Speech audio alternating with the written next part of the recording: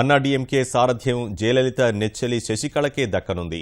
శనివారం జరిగిన మంత్రివర్గ సమావేశానంతరం పోయెస్ గార్డెన్కు వెళ్లిన మంత్రులు, సీనియర్ నేతలు పార్టీకి నేతృత్వం వహించాల్సిందిగా శశికళను కోరారు.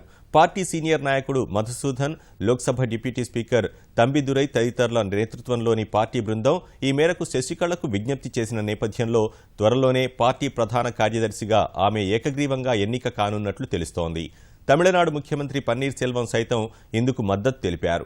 3 దశాబ్దాలుగా జయలలితకు అండగా ఉన్న శశికళే పార్టీకి నేతృత్వం వహించనున్నట్లు ప్రకటించారు. ఇందులో రెండో ఆలోచనకు తావులేదన్న పన్నీర్ సెల్వం అలాంటి వారెవరున్నా నిజమైన కార్యకర్తలు కారని, పుకార్లను నమ్మొద్దని వ్యాఖ్యానించినట్లు తెలుస్తోంది. పార్టీ అభిమానులు, కార్యకర్తలంతా ఎప్పట్లాగే కార్యక్రమాల్లో కొనసాగాలని ఆయన పిలుపునిచ్చినట్లు సమాచారం.